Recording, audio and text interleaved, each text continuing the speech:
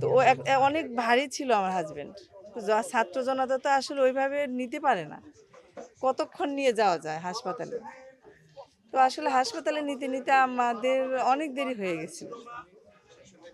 হাসপাতালে নিয়ে যাওয়ার পরে বলছে জাননি আমরা একটা গর্ব করতে পারি যে না, আমরা দেশের জন্য স্বৈরাচার মুক্ত করতে পেরেছিলাম আমরা সেদিন।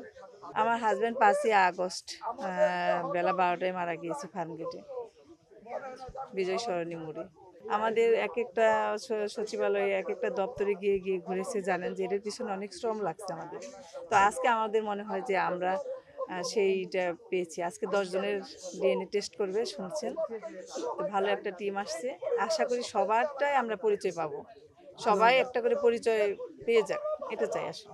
আমার হাজবেন্ডের সাথেই আমি সেদিন ছিলাম, লং মার্চে গিয়েছিলাম। আমার হাজবেন্ডের লাশ নিয়ে আমি সোহরাওয়ার্দী দিতে গিয়েছি, সেখানে ওনারা ভর্তি করে নাই। পরে হঠাৎ করে আমরা তো মানে যেতেছিলাম হচ্ছে লং মার্চে, যাবো হচ্ছে শহীদ মিনারে, সেদিনকার ছিল শহীদ মিনার। শহীদ মিনার যাওয়ার জন্যই বের হয়েছিলাম।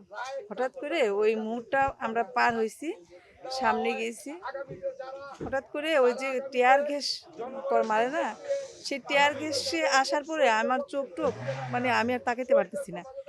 আমার ভিডিও আছে, আমার হাজব্যান্ড আমাকে ধরে আছে, আমরা হাঁটতেছি, এই ভিডিও আছে, ছবি তুলতেছি। তার মনে হয় 2-3 মিনিট পরেই এরকম ওর হাতটা যে আমার কাছ থেকে চলে গেছে আমিও জানি না। আমি এক ছায়াতে পড়ে আমি ওরে খুঁজতেছি অনেক। আমার মনে হয় আধা ঘন্টা পরে ওকে আমি ফুটপাতে পেয়েছিলাম, যে সবাই, ও আরও 2জন আহত হয়েছে, ওদেরকে নিয়ে আসছে। আমি যাই দেখি কি শামীমরে বলতে, শামীম ও কথা বলতেছে না, শুধু এদিক দিয়ে রক্ত পড়তেছিল। পরে আমি তো আসলে ওইখানে ভ্যান, রিক্সা, গাড়ি কিচ্ছু নাই সেদিন। তো ও অনেক ভারী ছিল আমার হাজবেন্ড। তো ছাত্র জনতা তো আসলে ওইভাবে নিতে পারে না, কতক্ষণ নিয়ে যাওয়া যায় হাসপাতালে। তো আসলে হাসপাতালে নিতে নিতে আমাদের অনেক দেরি হয়ে গেছিল। হাসপাতালে নিয়ে যাওয়ার পরে বলছে জাননি আমি কোনোদিন বাজারও করতে পারি নাই, বাজারের কি দাম এগুলো আমি জানতাম না।